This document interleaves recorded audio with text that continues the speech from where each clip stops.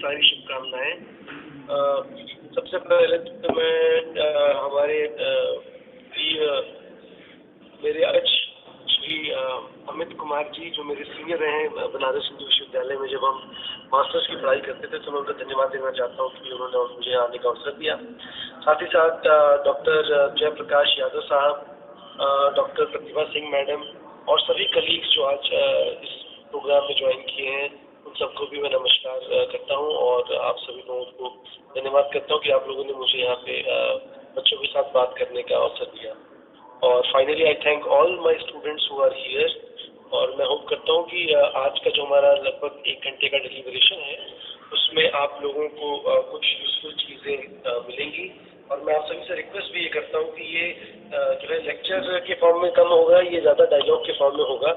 सो आपके जो भी क्वेश्चंस हैं या जो भी आप पूछना चाहते हैं, आप कभी भी मुझे रोक सकते हैं किसी भी समय में, और जो भी क्लैरिफिकेशन आप लेना चाहते हैं हम बात करते रहेंगे और क्लैरिफिकेशन करते रहेंगे, ठीक है। So let me start. तो आज का विषय है जो मैंने सोचा इसके ऊपर मैं आपसे बात करूं, वो है research design in geographical studies. देखिए, रिसर्च डिज़ाइन क्या होता है, अगर आप इस चीज़ के ऊपर थोड़ा सा ध्यान दें तो, या फिर हम पहले रिसर्च पे आते हैं, भाई रिसर्च क्या चीज़ है। तो रिसर्च जो है, different people have a different viewpoint of what research actually means। जब इसको हम कहते हैं शोध जो है वो क्या है, कई लोग कहते हैं कि शोध एक प्रक्रिया है जिससे कि हम नया ज्ञान अर्जित करते हैं। शोध एक ऐसी प्रक्रिया है जिससे कि जो पुराना ज्ञान है उसको हम वेरीफाई करते हैं, उसकी वैलिडिटी को चेक कर सकते हैं। So different people have different connotation and idea of what actually research constitutes। कई बार रिसर्च की जब हम डेफिनेशन को देखते हैं तो जो हमारा जो डिसिप्लिनरी जो लेंस होता है उसका भी काफ़ी फर्क पड़ता है। फॉर एग्जांपल, पीपल जो लोग फिजिकल साइंसेस में काम करते हैं या नेचुरल साइंसेस में काम करते हैं, बायोलॉजिकल साइंसेस में काम करते हैं, केमिकल साइंसेस में काम करते हैं, उनका जो रिसर्च है उसका जो उनका जो मेथोडोलॉजी है, जो उनकी अप्रोच है, वो काफ़ी फर्क होती है। So from the lens with which they look at research is very different. And most of us, जिसमें हम सोशल साइंटिस्ट या जोग्राफर्स या सोशल साइंटिस्ट में आप चाहे एंथ्रोपोलॉजिस्ट को ले लें, इकोनॉमिस्ट को ले लें, सोशियोलॉजिस्ट को ले लें, सोशल वर्क, साइकोलॉजिस्ट, इन लोगों का जो ओरिएंटेशन है वो फर्क है। So research what it constitutes for me is very different depending upon my own training as an academician। तो आप या हम जब भूगोल के शोधकर्ता हैं या छात्र हैं तो किस ओरिएंटेशन से हम अपने विषय वस्तु को देखते हैं और किस ओरिएंटेशन से हम अपने विषय वस्तु को एड्रेस करते हैं, वो हमारे लिए अलग होता है ना। और सिमिलरली अगर आप फिजिकल साइंसेस में जाएं, केमिकल साइंसेस में जाएं, बायोलॉजिकल साइंसेस में जाएं, उनका तरीका, उनका नजरिया फर्क होता है, ठीक है। तो रिसर्च एक बहुत ही इंटरेस्टिंग प्रोसेस है। और जैसा कि डॉक्टर अमित साहब बता रहे थे कि I was fortunate to visit few places during my academic journey, and majority of the opportunities came to me। तो जो भी मुझे अवसर मिले उसका मोटा कारण सिर्फ एक ही था कि मैं अपने लेवल पे या अपनी स्वेच्छा से या अपने इंटरेस्ट से हम रिसर्च की तरफ रुझान रखते थे और कुछ छोटा मोटा काम करने का प्रयास करते थे। इसलिए मैं आप सभी लोगों से, स्टूडेंट से निवेदन करूंगा कि अगर आपका इसमें अभिरुचि है, आप इसमें काम करना चाहते हैं, so you can do wonderful work, there is no limit. और because of this research you get a lot of opportunities, you get good funding, you get good grants, you also get opportunities to collaborate with people in India and outside India। तो इसलिए जो है ना, research जो है वो एक ऐसी जर्नी है जो हम कभी अकेले नहीं करते हैं। पीएचडी के दौरान जब आप रिसर्च करते हैं तो आपके जो नॉट ओनली योर टीचर्स, साथ ही साथ जो आपके स्टूडेंट फ्रेंड्स हैं, आपके सीनियर्स हैं या आपके जूनियर्स हैं, वो भी आपको बहुत ज़्यादा हेल्प करते हैं और आप अपने लेवल पे भी बहुत ज़्यादा प्रयास करते हैं। तो it's a collective effort, it's a collaborative effort which helps you to come up with new questions, new ideas. You want to test these ideas, you want to reject previous results, you want to come up with some interesting findings। तो ये बहुत ही interesting journey होती है। और मैं जब आप लोगों ने पीएचडी में एडमिशन किया तो मैं इस बात को पूरी तरीके से मानता हूँ कि आप लोग भी अपने इंटरेस्ट के अनुसार जिस चीज़ में भी आपको इंटरेस्ट आता हो, बिकॉज ये ज्योग्राफी का जो कैनवास है इट इज़ वेरी वाइड। है कि नहीं? तो whether you are working in physical geography, आप ह्यूमन ज्योग्राफी में काम करते हैं, बहुत वाइड कैनवास है, there is no limit. Actually it's very difficult to define geography and restrict the boundaries of the discipline, है ना? तो इसलिए आप किसी भी एरिया में काम करें, you can use special lens and understand the research problem from your research perspective. Now आज का जो मेरा जो डिस्कशन होने वाला है वो है रिसर्च डिजाइन के ऊपर, राइट? तो रिसर्च डिजाइन की जब हम बात करते हैं, इसमें दो चीजें बड़ी इंपॉर्टेंट होती हैं। पहला चीज कि क्या हम करना चाहते हैं, so the focus is on this question which is what do we want to do as part of our research. इसके ऊपर मैं 1-2 मिनट लेना चाहता हूँ। देखिए, जब भी हम रिसर्च करना चाहते हैं, हम किस चीज पर रिसर्च करना चाहते हैं? We identify some research problem, we identify some specific research question. तो कई बार क्या होता है ना, जब हम रिसर्च को देखते हैं, समझने की कोशिश करते हैं शुरुआती दौर में, तो we are like, if I recall my own PhD journey, so in the very initial phases students are very what you can say ambitious, है ना? बच्चे जो होते हैं वो बहुत ज्यादा एम्बिशियस होते हैं, they want to do something which is very unique, they want to cover different aspects, so energy बहुत होता है, एंथुसियाज्म बहुत होता है। बट जब भी हम रिसर्च एक्चुअल करना, जब इम्प्लीमेंट करना चाहते हैं, उस समय फिर हमको प्रॉब्लम आती है। इसलिए जब हम रिसर्च की शुरुआत करें, तो जो हमारा रिसर्च प्रॉब्लम हो या रिसर्च क्वेश्चन हो, वो बहुत ही क्लियरली डिफाइन करने की जरूरत होती है, आवश्यकता होती है। अगर हम अपने रिसर्च क्वेश्चन को क्लियरली डिफाइन नहीं करते, आइडेंटिफाई नहीं करते, so until we are not able to identify the what question, what we want to do, this is very important. We have to be very clear कि हमको करना है क्या, भाई हमारा रिसर्च क्वेश्चन क्या। फॉर एग्जाम्पल, अगर मैं बात करूँ, like if I am working in area of population geography, ठीक है, and I want to know fertility patterns in a village.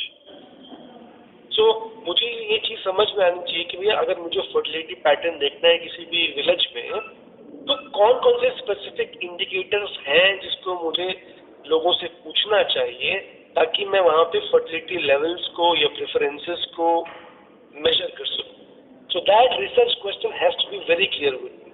So for example, if my research question is does education या female education influence fertility choices among women in village, or whether education has any role to influence fertility levels among population in the village, है ना?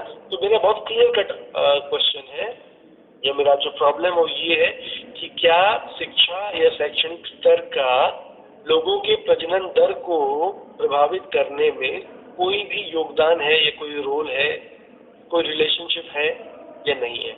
तो मुझे बहुत clear होना चाहिए, because until this what question is not clear.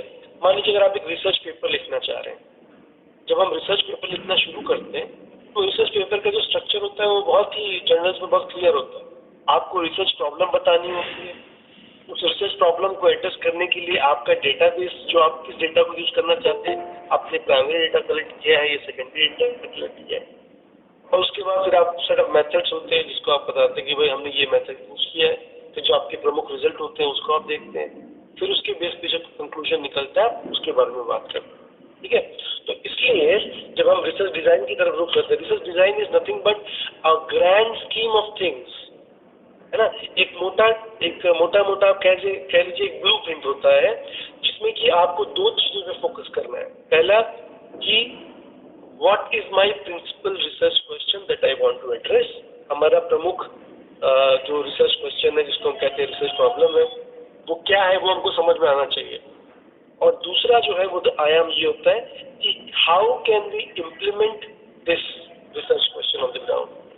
जो भी हमने रिसर्च क्वेश्चन आइडेंटिफाई किया है या रिसर्च प्रॉब्लम आइडेंटिफाई किया है, ठीक है, जिसको आइडेंटिफाई करना एक बहुत बड़ा काम है, जिसके लिए आप लिटरेचर रिव्यू करते हो, रिसर्च गैप एनालाइज करते हो, you spend a lot of time to conceptualize, to understand different dimension of the problem, find out the research gaps, and then finally you figure out, कि मुझे finally कौन सा research question जो है compelling है, relevant है, जिसको address करना is important for the for academic purpose, for research purpose, for policy purpose, various motivations can be there, right? So once I know कि what is the principal question that I need to address, जब मुझे what clear हो गया, है ना, ये what clear होना बहुत जरूरी है।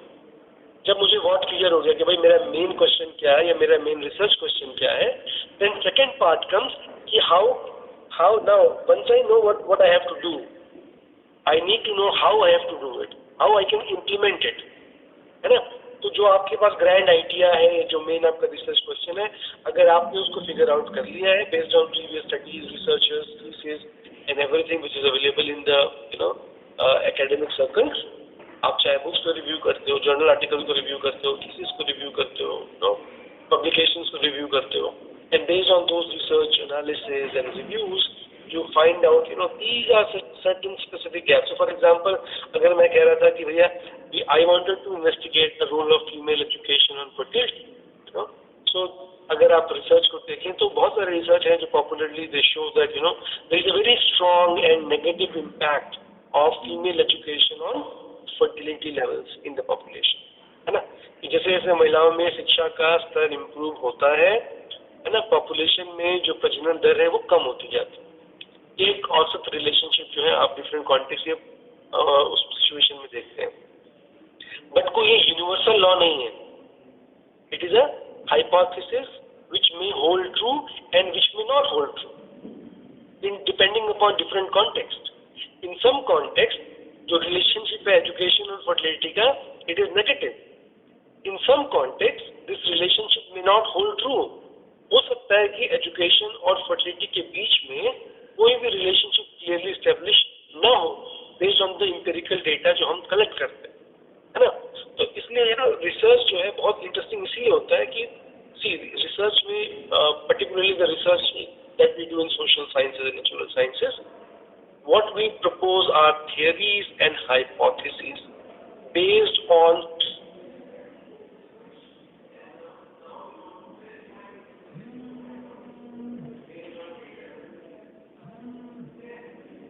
हम रिसर्च डिजाइन क्या करते हैं? Design is nothing but the grand scheme of things, the blueprint, जिसके जरिए हम अपने आइडियाज को इम्प्लीमेंट करना चाहते हैं, हमारे रिसर्च क्वेश्चंस को एड्रेस करना चाहते हैं। तो पहला पार्ट जो आपने कर लिया ऑलरेडी वो है भाई लिटरेचर रिव्यू हमने कर लिया, रिसर्च गैप्स एनालाइज कर लिए, नीड फॉर द स्टडी हमने फाइंड आउट कर ली, है ना, and then we have written 1 or 2 important research question. जब ये चीज करते हैं, many times I see theses where people have number of objectives, number of questions, जो अगर आप सही तरीके से देखते तो किसी भी थीसिस में 2 क्वेश्चन या मैक्सिमम 3 क्वेश्चन इज इनफ, उससे ज्यादा चीजों की जरूरत नहीं है। बिकॉज अगर आप वाकई में कोई मौलिक ओरिजिनल काम करना चाह रहे हैं, सो एड्रेसिंग 2 क्वेश्चन प्रॉपरली या 3 question properly itself is a very good work that you can do, है ना। बिकॉज अगर आप खासकर मेरा जो रुझान रहता है, I R using primary data, collecting your data from the field is a huge task, और अगर आप उसको प्रॉपर तरीके से सिस्टमैटिक तरीके से करें, अपना डेटा फील्ड में जाके खुद कलेक्ट करें सिस्टमैटिक तरीके से, एथिकल तरीके से, if you follow all the protocols of the research, I think 50% of your research job is done. Because if you collect a good data, what is a good data? I mean, research is based on mostly data, empirical data. Geographers they use a lot of empirical data, चाहे वो primary हो चाहे वो secondary. So your all research questions, your ability to answer research questions, everything at the end of the day depends on इसी से निर्भर करती है भैया हमने किस क्वालिटी का डेटा हमारे पास है ना। तो जो डेटा है बहुत जब भी हम रिसर्च डिजाइन के बारे में तो रिसर्च डिजाइन क्या करता है, वो हमारे ब्लूप्रिंट तैयार करता है। ब्लूप्रिंट मतलब एक खाका तैयार करता है, जिससे कि हम अपने आप को बताते हैं कि भैया हमको आगे किस प्रोसीजर को फॉलो करना है, जिसके जरिए हम अपने रिसर्च क्वेश्चन या रिसर्च ऑब्जेक्टिव्स को एड्रेस कर सकें। ठीक है, तो इसमें 2 चीजें मैं दोबारा एम्फसाइज करना चाहता हूँ। भाई research design is nothing but is an entire scheme of things where we fit 2 things. First, what do we want to do? हम क्या करना चाहते हैं, हमारा रिसर्च प्रॉब्लम जो है हम उसको एड्रेस करना चाहते हैं, और दूसरा हम कैसे करेंगे, इस इसका भी उपाय रिसर्च डिजाइन में हमको मिलता है ना। अब बात आ जाती है कि भाई ठीक है, रिसर्च डिजाइन हमारे लिए जरूरी है। क्यों जरूरी है? क्योंकि भैया जो भी हम करना चाहते हैं वो कैसे करेंगे, ये रिसर्च डिजाइन के थ्रू डिटरमिन होगा। क्या ये दो बात आपको क्लियर है? किसी को इसमें कोई सवाल पूछना है इसके बारे में, ये रिसर्च डिजाइन होता क्या है और क्यों हमको चाहिए रिसर्च डिजाइन? इसके बारे में अगर आपको समझ में आई, if you want to just confirm, आप पूछ सकते हैं।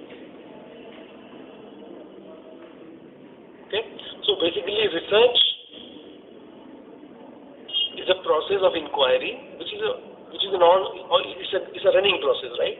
हम जब भी रिसर्च करते हैं तो हम क्यों करते हैं? Either we want to verify the previous results, we want to contradict them, we want to challenge them, we want to discard them, we want to reject them, और we want to revalidate them, है ना। तो जो भी हमारे पास available research है, for example अगर आपने देखा भाई इंडियन कॉन्टेक्स्ट में कि भाई female education is negatively associated with fertility outcomes, जिस प्रकार से फीमेल एजुकेशन का जो लेवल बढ़ता है पॉपुलेशन में, फर्टिलिटी लेवल डाउन होता जाता है। ये हमारा प्रीवियस स्टडीज इंडियन कॉन्टेक्स्ट में कहता है। तो अगर आप इस हाइपोथेसिस को वेरीफाई करना चाहते हैं, वैलिडेट करना चाहते हैं, तो आप एक लेयर स्टडी कर सकते हैं कि whether female education influence fertility level और नॉट। ठीक है, ये हमारा रिसर्च क्वेश्चन, ये प्रॉब्लम है, हमने आइडेंटिफाई कर लिया, जिसको हम बोलते हैं व्हाट। अगला है कि हम इसको कैसे इम्प्लीमेंट करेंगे। उसके लिए बहुत सारे ऑप्शन है हमारे पास। आप चाहे तो अपना डेटा कलेक्शन कर सकते हैं, आप चाहे तो सेकेंडरी डेटा यूज कर सकते हैं, आप चाहे तो मेटा एनालिसिस कर सकते हैं। You can review previous studies like 100 and 150 200 studies, उसमें जो भी रिलेशनशिप आए उसको आप यूज करके फाइंड आउट कर लीजिए कि भैया कितने में पॉजिटिव रिलेशन था, कितने में नेगेटिव रिलेशन था, कितने में कोई रिलेशन नहीं था। इस प्रकार से आप एक मेटा एनालिसिस कर सकते हैं। So there are various opportunities and options which are available for the researcher to address a given research question. ठीक है, अब बात आती है कि भाई कौन सा हमको रोड यूज करना है, किस रास्ते पे हमको चलना है, ये हमको कैसे मालूम पड़ेगा, है ना।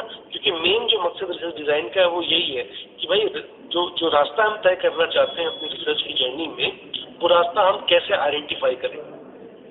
क्योंकि भाई रिसर्च को इम्प्लीमेंट करना भी तो है। कंसेप्चुलाइज हो गया, गैप हो गया, नीड फॉर द स्टडी हो गया, रिसर्च क्वेश्चन ऑब्जेक्टिव डिफाइन हो गए। Now question comes, how can we implement them on the ground. इसको हम इम्प्लीमेंट कैसे करें? आइडिया बहुत नोबल है, आइडिया बहुत इंटरेस्टिंग है, बहुत कंपेलिंग है, बट इसको हम कैसे इम्प्लीमेंट करने वाले। तो जब हम इस बारे में सोचते हैं तो इसमें सबसे इम्पोर्टेंट जो चीज आती है वो ये आती है कि the orientation of the research, है ना। रिसर्चर का, हर एक रिसर्चर का अपना डिफरेंट ओरिएंटेशन होता है। ओरिएंटेशन का मतलब क्या है? ओरिएंटेशन का मतलब सिंपल सी बात यह कि हमारी रिसर्च ट्रेनिंग किस डिसिप्लिन में है, हमारा खुद का पर्सनल रिसर्च इंटरेस्ट किस सब्जेक्ट में है। हो सकता है हमारे जो मेंटर हैं या गाइड हैं या सुपरवाइजर है, उनका भी अपना एक रिसर्च ओरिएंटेशन है, उनका भी अपना एक रिसर्च डोमेन है जिसमें उनका रिसर्च करने का तजुर्बा है। साथ ही साथ आपकी जो ट्रेनिंग है, जो आपकी स्किल है, वो भी आपको मोल्ड करती है एक स्पेसिफिक पाथ को या मेथोडोलॉजी को अडॉप्ट करने के लिए, या डिजाइन को अडॉप्ट करने के लिए, नहीं। सो ये बहुत सारे फैक्टर्स जो होते हैं, they influence the choice of a researcher to go for a particular research design, right. इसमें की बहुत सारे फैक्टर जैसे मैंने आपको बताया। साथ ही साथ एक और इम्पोर्टेंट, जो सबसे मोस्ट इम्पोर्टेंट है, वो है फिलोसॉफिकल ओरिएंटेशन। फिलोसॉफिकल ओरिएंटेशन जिसको हम कहते हैं डिफरेंट पैराडाइम्स। जैसे ज्योग्राफी में जब आप पढ़ते थे ग्रेजुएशन में या मास्टर्स में, जब हम लोग जियोग्राफिकल थॉट पढ़ते थे, तो आपने क्वांटिटेटिव रेवोल्यूशन के बारे में पढ़ा होगा, क्वालिटेटिव रेवोल्यूशन के बारे में पढ़ा होगा। उसके बाद आपने behavioural geography, radical geography, feminism, अभी रिसेंटली आपने पोस्ट मॉडर्निज्म, बहुत सारे फिलोसॉफिकल ओरिएंटेशंस के बारे में पढ़ा भी होगा। तो बेसिकली जब हम रिसर्च को इम्प्लीमेंट करना चाहते हैं तो ये जो फिलोसॉफिकल ओरिएंटेशंस होते हैं, ये भी हम रिसर्चर को इन्फ्लुएंस करते हैं, है ना, कि हम किस तरफ जाएं।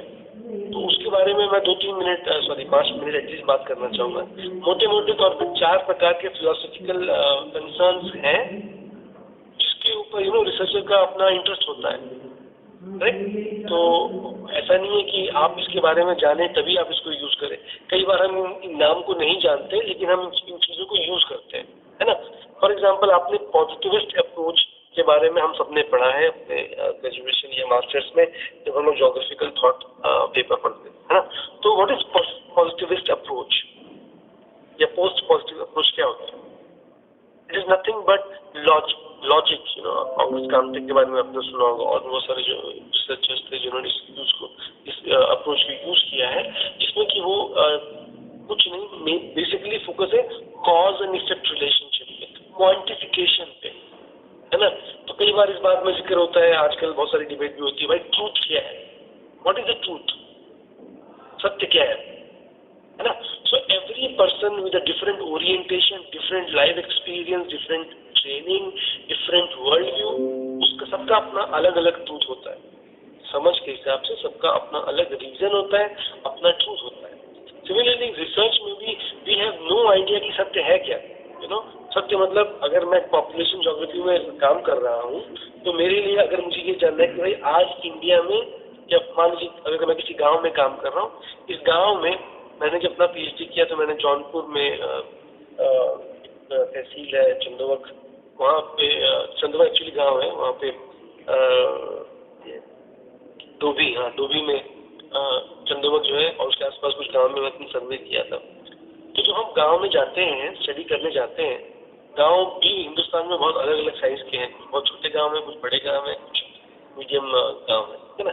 आप जो गांव में जाते हो, एंटर करते हो, तो गांव के अंदर बहुत विविधता मिलती है।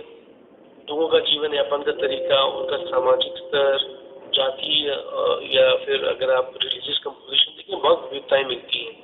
तो जब आप एक गांव में जाते हो, उस गांव में अगर मैं अपना जो मेरा रिसर्च क्वेश्चन है, अगर मैं जानना चाहता हूँ कि भाई यहाँ पे औसत प्रजनन दर क्या हो, कोई डेटा हमारे पास नहीं है। इंडिया में ऐसा कोई डेटा नहीं है जो बताए कि भाई विलेज लेवल पे फर्टिलिटी लेवल क्या है, या सिटी लेवल पे फर्टिलिटी लेवल क्या है, इसका कोई डेटा नहीं है। We have data on all India level, we have data on district level, we have data on state level. लेकिन गांव में और शहरों में क्या स्थिति है, क्या लोगों के एटीट्यूड है, क्या उनके बिलीफ सिस्टम है, क्या उनके प्रेफरेंसेस हैं, इसके बारे में कोई कुछ नहीं जानता, ठीक है। तो जब आप गांव में जाते हैं, और हम अपना हर एक रिसर्च का अपना उद्देश्य होता है, ऑब्जेक्टिव क्वेश्चन होता है, जिसको मैं अभी फिलहाल बोल रहा हूँ सत्य, ट्रूथ। तो मेरा सत्य ये था कि भाई मुझे ये पता करना है इस गाँव में एवरेज प्रजनन दर क्या है। तो उसके दो तरीके हैं, या तो आप सेंसस कर लें, हर एक गांव में जितने भी लोग हैं सबसे मिलें, उनसे बातचीत करें, उनके कितने बच्चे हुए हैं, उसमें से कितने बच्चे हैं और आगे कितने बच्चे वो करना चाहते हैं, इसके हिसाब से अगर उनसे बातचीत करें तो आप you can quantify the fertility pattern in the village. कर सकते हैं कि नहीं कर सकते?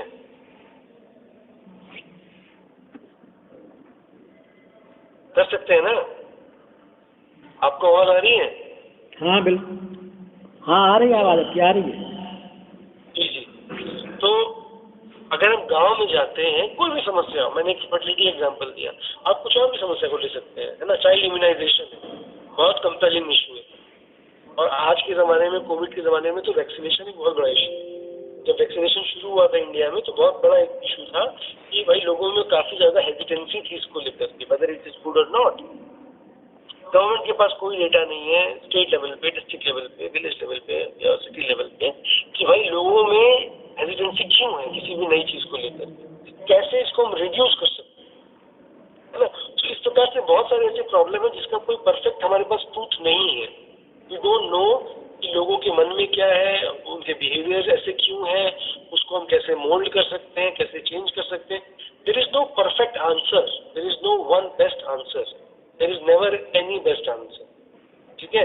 सिमिलरली जब आप रिसर्च करते हैं, सेम सिचुएशन हमारे सामने आती है। We have no perfect idea of the universal phenomena, कि भाई यूनिवर्स में या विलेज में एक्चुअल फर्टिलिटी क्या है वो किसी को नहीं पता। तो जब मैं एक स्टडी करता हूँ और मैं जब लोगों से बातचीत करता हूँ, अब ऑफ कोर्स मैं सेंसस तो कर नहीं सकता हर एक गाँव में, क्योंकि इतना रिसोर्स मेरे पास नहीं है। Every research is constrained by resource. So the best thing I can do is I can do some surveys, I can talk to some people, I can take some random sample, I can collect information, and based on that I can generate some estimates of what is the average fertility in a given village, है ना। किसी भी गांव में अगर आप जाएं, लोगों से मिले, कुछ चुनिंदा लोगों से आप उनसे सर्वेक्षण करें और उनसे जानकारी लें कि भाई कितने बच्चे आपके जीवन में हुए, उसमें से कितने अभी आपके साथ हैं, कितने लोग बाहर रहते हैं, आप भविष्य में कितने बच्चे करना चाहेंगे, ये सब कुछ मिला करके आप क्वांटिफाई कर सकते हैं कि इस विलेज में औसत बच्चों की संख्या क्या है। प्लस आप साथ ही साथ कुछ इंपॉर्टेंट वेरिएशन या डायमेंशन भी देख सकते हैं कि जो प्रजनन दर है उसमें लोगों की आर्थिक स्तर के अनुसार क्या विविधता पाई जा सकती है, उनकी सामाजिक स्तर के अनुसार क्या विविधता पाई जा सकती है ना, उनकी ऑक्यूपेशन या उनके की व्यवसाय के अनुसार, मतलब ये बहुत सारे डायमेंशंस हैं जिसके अनुसार भी आप इस प्रकार के डिफरेंसेस को दिखा सकते हैं, है ना। तो मेरा कहने का मतलब यही है कि जब हम रिसर्च करते हैं, है ना, तो we want to come out with some new observations, some new outcomes, some new findings which may either contradict previous finding or they may also confirm previous findings, है ना। तो जो भी हम फाइंडिंग लेके आते हैं, हो सकता है कि वो पुराने रिसर्च के साथ एग्री करता हो सकता है वो डिसएग्री करता हो, दोनों दो केस में हमको उसकी एक्सप्लेनेशन प्रोवाइड करते हैं, ठीक है। तो अगर आप फर्टिलिटी पे काम कर रहे हैं या मान लीजिए अगर आप हेल्थ पे काम कर रहे हैं, तो भाई वैक्सीनेशन को लेकर के आज भी हम देखते हैं इंडिया में बहुत सारे ग्रामीण इलाकों में, बहुत सारे इलाकों में इवन चिल्ड्रन का इम्यूनाइजेशन उसको लेके बहुत बड़ी समस्या है। और एक और साथ ही साथ एक प्रॉब्लम है हमारे यहाँ इंस्टीट्यूशनल डिलीवरी की, है ना। इंडिया में खासकर हमारे उत्तर भारत में अधिकतर पिछले 5-10 सालों में सिचुएशन बहुत बदली है। अन्यथा ये होता था कि जो डिलीवरीज होती थी मदर्स को, वो मैक्सिमम घरों में होती थी। पीपल, हमारे यहाँ कल्चरल एक नोशन था कि भाई we will prefer to deliver baby in the home, और वो भी कहाँ पे होता था, माँ के घर पे होता था, right. Delivery at the maternal place, ये हमारा ट्रेडिशनल एक प्रैक्टिस थी हमारे यहाँ। तो प्रैक्टिस बहुत अच्छी है, इसमें कोई समस्या भी नहीं है। लेकिन होता ये था कि जब भी कोई मेडिकल इमरजेंसी होती थी, उस केस में देखने में ये आता था कि because of lack of access to train medical supervision, many times pregnant women and young infants would die, है ना। तो इंडिया में अगर आप आज भी देखें, विश्व में जो जिसको हम बोलते हैं मटर्नल मोर्टेलिटी रेशियो, या जिसको हम बोलते हैं इन्फेंट मोर्टेलिटी रेट, बहुत ज़्यादा है। और उसका एक बहुत बड़ा कारण जो हमारे यहाँ सोशली कल्चरल कस्टम्स रहे हैं, जिसमें कि ये था कि people would prefer to deliver the baby at home rather than going to medical facility because of various reasons. One of the reasons was preferences culturally to deliver babies at the home. बहुत सारे other factors भी थे, या तो health facility बहुत पास में नहीं है, बहुत दूर है, क्वालिटी ऑफ सर्विस अच्छी नहीं है, या तो ट्रांसपोर्टेशन का मीन्स नहीं है, या फाइनेंशियल कैपेसिटी नहीं है, या हेल्थ सिस्टम में ट्रस्ट बहुत कम है। बहुत सारे अदर फैक्टर्स भी हो सकते हैं, है ना। तो कहने का मतलब ये कि अगर आप किसी भी समस्या को एड्रेस करना चाहते हैं आज के दौर में या भविष्य में भी, ठीक है, तो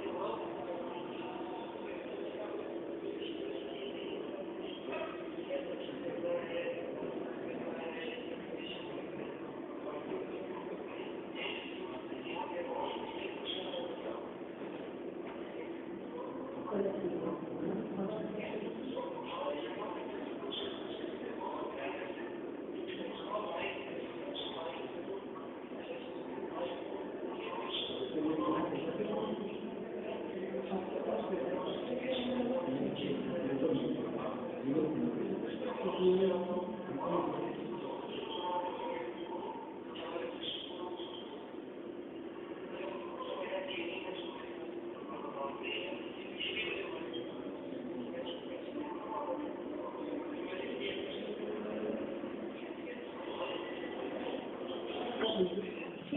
करता है कि उसका चॉइस कैसे करें, हमारी ट्रेनिंग में डिपेंड करता है, हमारे डिपेंड करता है, हमारे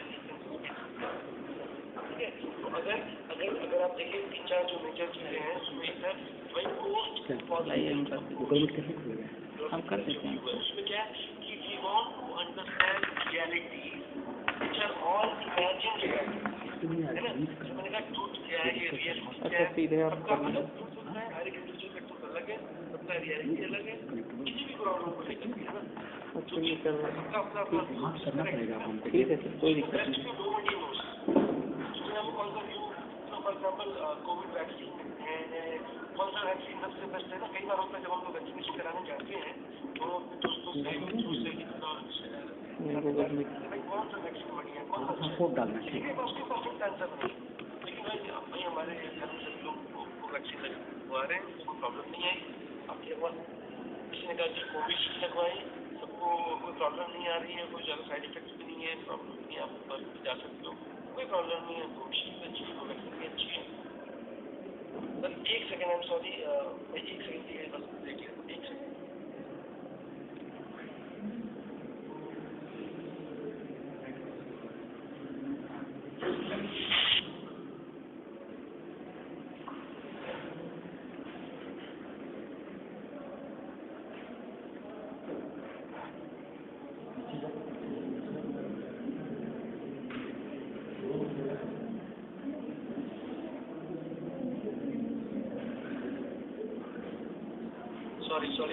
Sorry.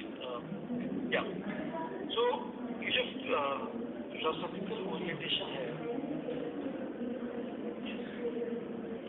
ये बहुत महत्वपूर्ण रोल प्ले करता है कि भाई हम किस अप्रोच की तरफ, किस डिजाइन की तरफ जाना चाहिए।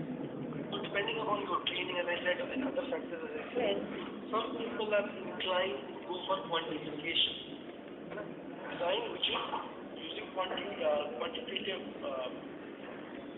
approach. कुछ लोग जो होते हैं they prefer more to go in detail, they understand different meaning of different context. They go for qualitative, इसको बोलते हैं constructivist approach. उसमें क्या होता है, because as a researcher, based on your own training, based on your own orientation, based on your experiences, some people are more inclined to address questions from a qualitative insight. They want to bring out the meanings, because everything has multiple meanings, है ना, हर एक चीज के multiple meaning होते हैं। For example अभी पूछा जाए तो भाई वैक्सीनेशन आपके लिए कैसा है, आपके लिए है कि नहीं है। कुछ लोग कहेंगे जी हाँ बिल्कुल है, कुछ लोग कहते हैं जी बिल्कुल नहीं है, कुछ लोग कहते हैं भाई आई हैव नो आइडिया। तो एज ए रिसर्चर मेरा काम क्या है, what is driving people to say भाई वैक्सीनेशन मेरे लिए है, otherwise what is driving people to say भाई वैक्सीनेशन मेरे लिए नहीं है, एंड व्हाट इज ड्राइविंग और shaping decision of people those who say well it doesn't matter, I really don't care, if you want to give you give, if you don't want to give don't give, है ना।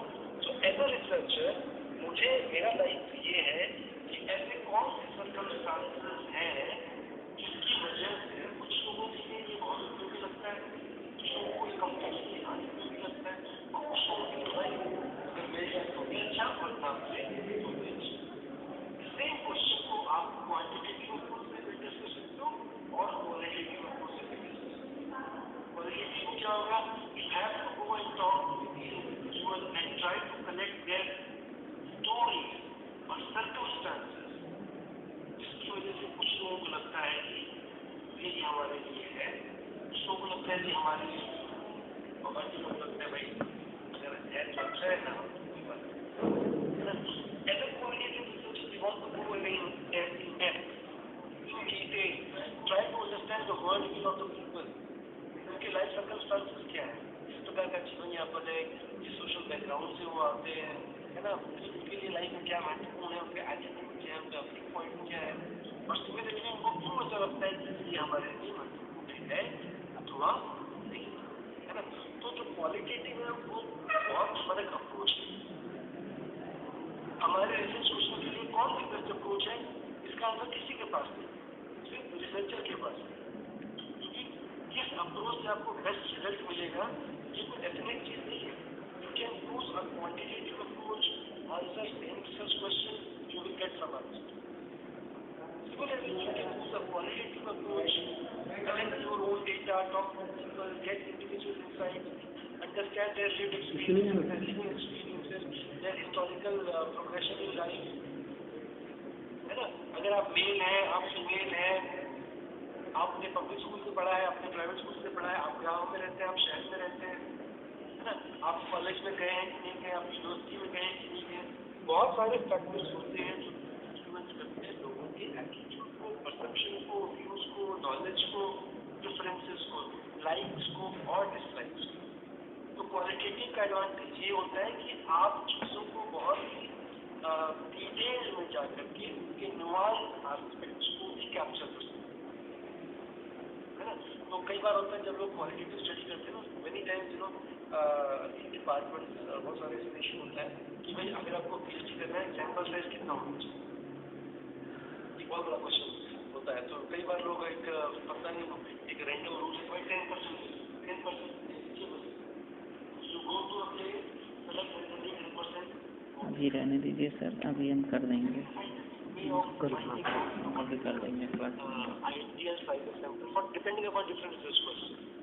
Qualitative में क्या होता है, even if you have 10 or 15 good in depth interviews, very detailed, that is good enough, where you can publish 3 papers and you can get a good PhD out of it. Similarly, if you are working using a quantitative approach, उसमें क्या होता है, depending upon different types of question, अगर आपका question बहुत common है, for example family planning use in the population 35-40% लोग use करते हैं, अगर आपने 400-500 लोगों का सैंपल लिया, you will get a good result.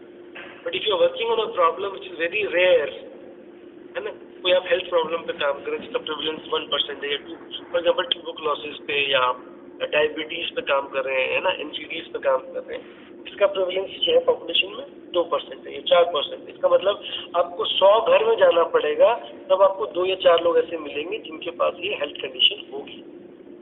तो अगर आपको एक रोबस्ट स्टैटिस्टिकल एनालिसिस करना है तो आपको एटलीस्ट 200 या 300 केसेस चाहिए।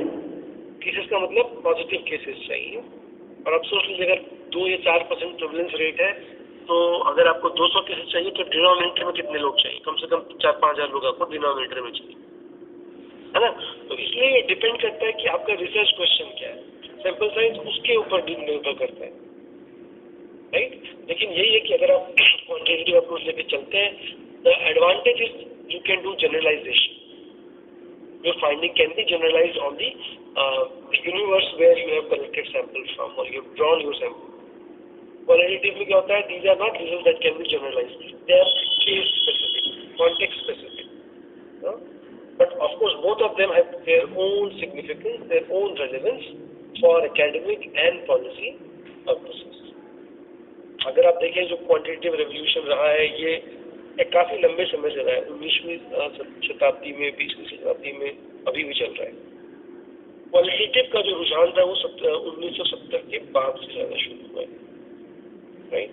तो चाहे वो रेडिकल आइडियाज आए, मार्क्सिस्ट आइडिया आए, फेमिनिस्टिक आइडियाज आए, यू नो। और अगर आप यहाँ देखें फिलोसफिकल में जो तीसरा है वो है transformative. What is transformative philosophy? Is nothing but it talks about the section of society which is marginalized section of society. You know? So this philosophical orientation basically takes the premise कि भाई जो भी society में section of society है जिसके खिलाफ discrimination हुआ है, जिसके खिलाफ exclusion हुआ है या oppressed section है, तो you need to find a new way of addressing their problems and concerns, चाहे वो disabled हो, elderly हो, sexual minorities हो, social minorities हो, religious minorities हो। So उनका जो philosophical orientation है, जो academic जो हमारे पास wisdom है, उसको अगर आप वाकई में address करना चाहते हैं तो you have to find out a different approach to address these problems। और यहाँ पे आता है जो मैंने आपको बताया था एक्शन रिसर्च या कोलैबोरेटिव रिसर्च, जिसको बोलते हैं पार्टिसिपेटरी अप्रोच, राइट, जिसमें कि researcher works with the community, they together work to bring about change on the ground based on evidence that they collect together, they analyze together, they interpret together, and whatever results come, they want to implement on the ground so that the discrimination, the oppression, the injustice, inequality in a given context may be reduced, right? So for example, if you are working on sexual minorities, for example, if you are working on gays, bisexual, or lesbian, so many times there is hardly any credible data available. West में तो फिर भी developing countries में तो data ही नहीं है. So when you don't know the characteristics of the people, orientation, why they choose a particular choice of preference in their life, what was the motivating factors, what was the accident that happened probably in their life, if you don't have these objective information, and of course researcher का bias भी होता है उसमें, तो चाहे वो transformative research हो, चाहे वो कंसेप्टिविस्टिक रिसर्च हो, इसमें तो जरूर बायस आएगा. बायस इन द सेंस, बायस मतलब, see bias is not always problematic. If you are doing a quantitative research, of course bias is a problem, but if you are doing a qualitative research और if you are doing a transformative research, it is a part of the research. Bias means my own belonging will of course mold my way of thinking and my way of interpretation, which is fine. So we have to contextualize the setting, and I have to describe my characteristics as a researcher, my samples characteristics, my study population characteristics, so that the audience, the readers may have a good grasp of understanding, okay, from where the researcher is coming and what he or she is trying to conclude based on his or her own personal experiences in life, also based on उन्होंने किस इलाके में काम किया, वहाँ के लोगों की कंडीशन क्या थी, उनके सिचुएशन क्या थे, और उनके आउटकम से, उनके बिहेवियर से, उनके प्रेफरेंसेस क्या है. ठीक है. तो शायद जो मेरा प्रयास है वो ये है कि जब भी हम रिसर्च डिजाइन के बारे में सोचते हैं और हम किस पर्टिकुलर रिसर्च डिजाइन को इम्प्लीमेंट करना चाहते हैं, उसमें सबसे ज्यादा इम्पोर्टेंट जो रोल प्ले करता है वो चाहे डायरेक्टली चाहे इनडायरेक्टली वो डिटरमिन होता है हमारे फिलोसॉफिकल ओरिएंटेशन, जिसको आप बोल सकते हैं academic paradigms that fascinate us as a researcher, right. तो आजकल जो है India we are having this test match right now going on between India and South Africa. So some of you might like to watch test match, cricket match. Some of you might like to watch T20. Some of you might like to watch ODIs, or some of you may not want to watch cricket at all, right? So it depends, various factors around you shape your preferences towards sports or your hobbies or your interests. Similarly for a researcher, what specific research design हमको use करना है या हम किसको use करें, directly or indirectly is influenced by among various other things this philosophical orientation as well, जो हमारे पास कई बार directly रहता है, कई बार indirectly भी influence होते हैं. We don't know but we actually follow. ठीक है. So once these philosophical orientations work, so you have different types of research design as I said. So अगर आप पोस्ट पॉजिटिविस्ट अप्रोच जो कि क्वांटिटेटिव रिसर्च डिजाइन होती है, उसके बहुत सारे डायमेंशंस के बारे में डिस्कस करेंगे. ठीक है. तो these are the different philosophical world views या पैराडाइम जिसकी वजह से जो है रिसर्च डिजाइन जो है इन्फ्लुएंस होती है. पहला क्या था जो हमने आपको बताया वो है क्वांटिफिकेशन. क्वांटिफिकेशन में क्या होता है, the world reality is reduced to certain questions, इसको बोलते हैं डिपेंडेंट वेरिएबल, है ना. कि अगर जैसे मैंने आपको बताया कि भाई विलेज में फर्टिलिटी लेवल क्या है, प्रजनन लेवल स्तर क्या है, भैया तो किसी को कुछ पता नहीं है. तो my question is what is the average number of children a woman has in her life time in the village, है ना. तो we reduce the reality to a question and then we collect empirical observation, जैसा आप यहाँ देख सकते हैं, है ना. डिटर्मिनेशन है. डिटर्मिनेशन क्या है, I want to determine whether education influence fertility और not. I want to determine. Similarly, if I want to determine कि भाई vaccination hesitancy is associated with education or not, I want to establish a cause and effect relationship, or I want to establish some degree of association between my dependent variable, which I'm sure all of you know, nothing but your main outcome variable, dependent variable, है ना, जिसको आप major करना चाहते हो. So for example, if I want to measure fertility and education, and my dependent variable is of course fertility, and I want to know by to what extent female education influence fertility, right? So मैं क्या determine करना चाह रहा हूँ, मैं ये देखना चाह रहा हूँ कि भाई how whether education influence fertility or not. This is what I want to determine. What I am reducing because I don't know actually कि village में जो है fertility level क्या है. So what I am reducing, I am asking few questions and I am measuring them, taking observation from people, and that's what I'm doing. So I'm collecting empirical data to understand fertility level and education level in the village, right? Through various survey instruments that I may have. Or finally, what I want to verify based on my previous studies which exist in the academic circles, if in this context where I'm collecting my data in this village, whether education influence fertility or not. ठीक है, तो जिस गांव में हम काम कर रहे हैं और हम क्या वेरीफाई करना चाह रहे हैं, किस चीज को हम क्रॉस चेक करना चाह रहे हैं कि क्या एजुकेशन जो है वो फर्टिलिटी को इन्फ्लुएंस करता है या नहीं करता है, इस थ्योरी को हम वेरीफाई करना चाहते हैं. So this is the post positivist या फिर पॉजिटिविस्ट या आप लॉजिकल या क्वांटिटेटिव वे इसको हम कह सकते हैं. दूसरा क्या है क्वालिटेटिव, जिसको मैंने आपको डिस्कस किया. इसमें क्या करते हैं, we focus on plural understanding of any problem, है ना. For example poverty, there are multiple definitions to understand poverty, या hunger, या undernutrition, या empowerment, या discrimination, exclusion. आप कोई भी concept को उठा लें, इसका जो these are terms which have multiple, या फिर इसको हम बोलते हैं plural meaning, है ना. What is the best meaning? I don't know. So you have to work with different individuals. You have to look at their individual circumstances, and then you have to ask, what does poverty means, or what does social exclusion means, or what does empowerment means, what does inclusion means, है ना. In their world, in their world view, in their world, and how they would like to define it, है ना.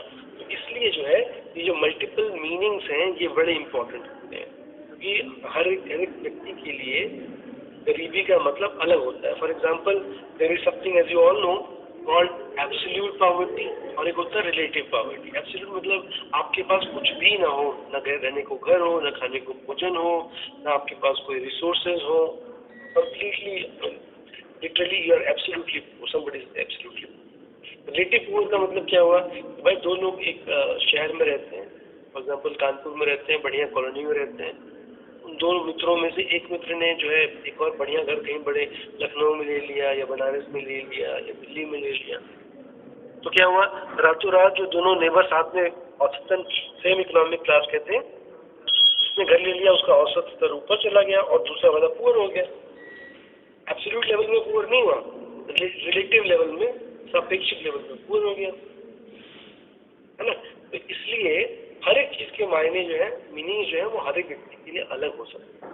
तो वो क्यों है ऐसा, उसको आप अगर एप्रिशिएट करना चाहते हो, उसके लिए हम क्वालिटेटिव अप्रोच को यूज करते हैं. So rather than reductionist as the quantitative approach is, on the other hand qualitative approach is more inductive.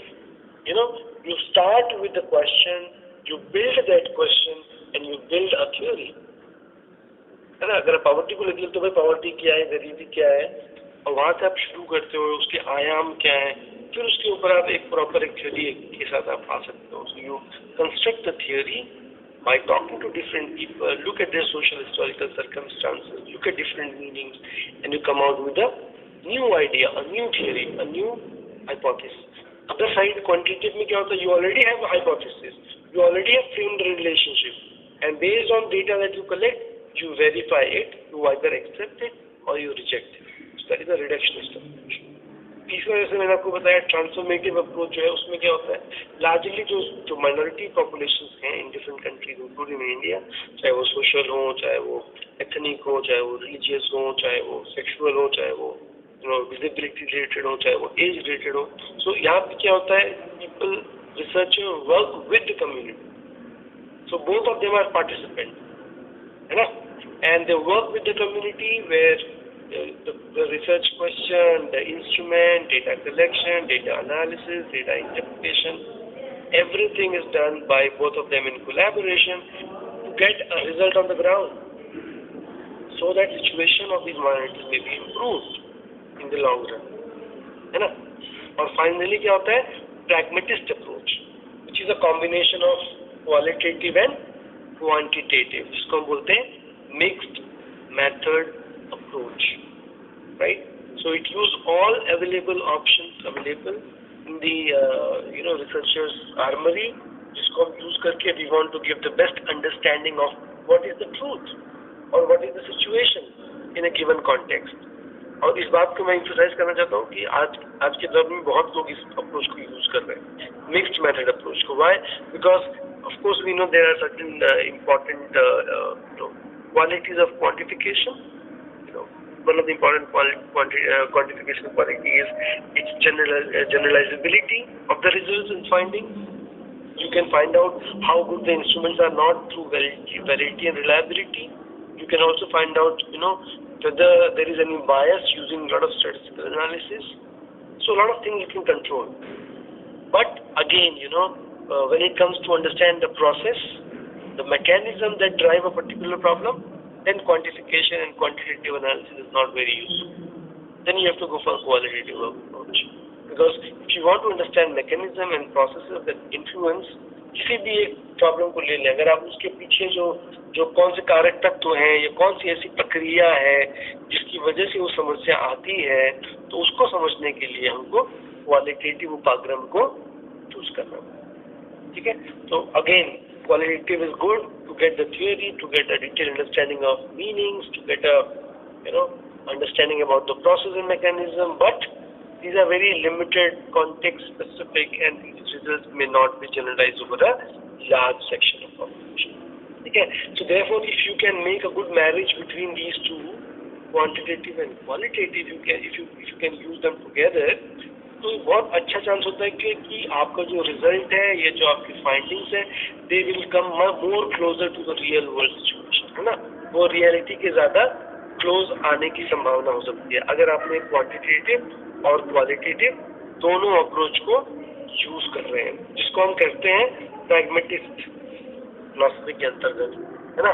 So what we do here, we use both qualitative and quantitative approach. So either you can collect some qualitative, जिसको बोलते हैं ना pilot सर्वे लोग करते हैं, या जब आप कहीं एक नए इलाके में जाते हैं स्टडी करने के लिए जिसके बारे में आपको कोई आइडिया नहीं है, you have never been to that village, you have never been to that city और टाउन, और आप कोई नया स्टडी वहाँ करना चाहिए, कैसे करेंगे? ये सवाल है आप लोगों के लिए. छात्रगण से मैं अनुरोध करूंगा कि थोड़ा बहुत वो बोलें कुछ, है ना. अगर आप किसी भी गांव में या क्षेत्र में जाते हैं कुछ नया स्टडी करने के लिए, मान लीजिए हम काम कर रहे हैं वैक्सीनेशन हेजिटेंसी को लेकर के, है ना, कोविड की, तो अगर आप किसी भी क्षेत्र विशेष में जा रहे हैं काम करने के लिए, आपको क्षेत्र के बारे में कुछ भी नहीं पता है, आप क्या स्टेप या क्या प्रोसीजर फॉलो करेंगे? Students, if you can hear me, कोई भी बता, बोलो कुछ भी जो आपके मन में आप जिसको प्रॉब्लम हो रही है यहाँ पे आके बोल सकते हैं. मैंने कहा देयर इज नथिंग ट्रूथ, कुछ सत्य और कुछ गलत नहीं है. तो आप प्लीज फ्री होकर बताएं. कोई भी ऑडियो ऑन कर दो, ऑडियो एटलीस्ट ऑन कर लो, वीडियो तो audio on. Please do. Good afternoon sir, my name is Amit Singh. Suppose sir अगर हम किसी एरिया में मान लीजिए वैक्सीनेशन का मतलब सर्वे करने जा रहे हैं, तो हमारे ख्याल से तो सबसे पहले अगर हमें ये पता करना है कि सर जैसे कि यहाँ पर पार्टिकुलर एरिया में कितने वैक्सीनेशन हुए हैं, तो हमें गांव का सर्वे ना करके उस एरिया के मतलब अगर जो हॉस्पिटल है, जो मतलब कम्युनिटी सेंटर है, वहाँ पर जाएं और उनके डॉक्टर्स का अगर हम रजिस्टर देखते हैं, क्योंकि आजकल जितना भी वैक्सीनेशन हो रहा है सर उसका एक रिकॉर्ड है पर्टिकुलर कि किस डेट में कितने, तो वहाँ से हमें उसका सारा डेटा मिल जाएगा. हाँ, उसके बाद अगर हम उसका वेरिफिकेशन करना चाहें, तब हम जैसे कि मान लीजिए हमने पार्टिकुलर गांव या कोई एरिया है, वहाँ के किसी गांव को चूज किया, देखा कि इतने लोगों का हकीकत में वहाँ पर नाम लिखा है, रजिस्टर्ड है उनके रजिस्टर में, उसके बाद हम उसको वेरिफिकेशन कर रहे हैं फील्ड सर्वे के थ्रू, तब हम उस गाँव में जाएंगे. नहीं तो अगर नॉर्मली अगर हमें डेटा कलेक्ट करना है तो हम हॉस्पिटल जाएंगे, जो वहाँ का मतलब सामुदायिक सेंटर होगा, CC होगा, वहाँ पर जाकर हम उससे रिलेटेड सर डेटा कलेक्ट कर सकते हैं.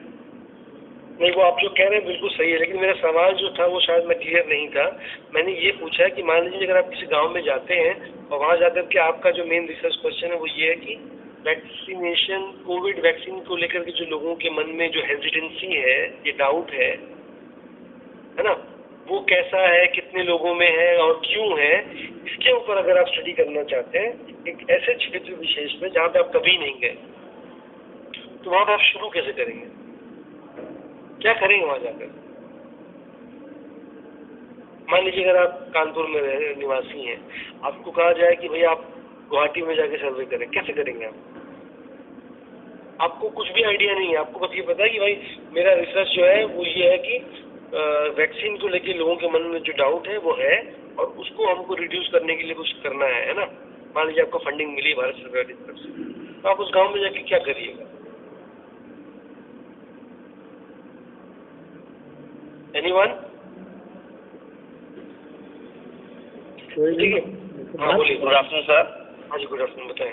सर मैं विकास कुमार। सर सबसे पहले तो हम ये देखेंगे कि जो हमारी भाषा और उनकी भाषा है, अगर हम उससे मतलब कम्युनिकेट करने में अगर सफल हैं तब तो हम उनसे बात कर पाएंगे, क्योंकि अगर हम उनकी बात समझ पा रहे हैं और वो हमारी बात समझ पा रहे हैं तो हम अपने विचार उन तक रख सकते हैं और जानकारी ले सकते हैं जी।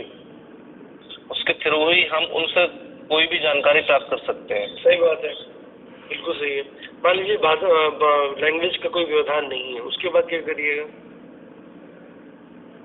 तो सर सबसे पहले तो हमें खुद को वैक्सीनेशन कराना पड़ेगा, क्योंकि अगर हमारे खुद को वैक्सीनेशन होगा तो हम उनसे कह सकेंगे कि देखिए कि हम भी लगवा चुके हैं और कोई भी इसका साइड इफेक्ट नहीं है।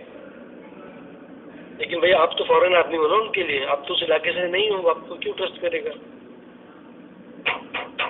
आप तो उनके लिए एक रैंडम आदमी है। मान लीजिए आपके घर में अगर मैं जाऊँ और मैं कहूँ कि भाई मैंने वैक्सीन लगवा लिया, आप भी लगवा लो, आप बोलेंगे भाई आप हैं कौन, है ना, मैं आपकी बात क्यों मानूं?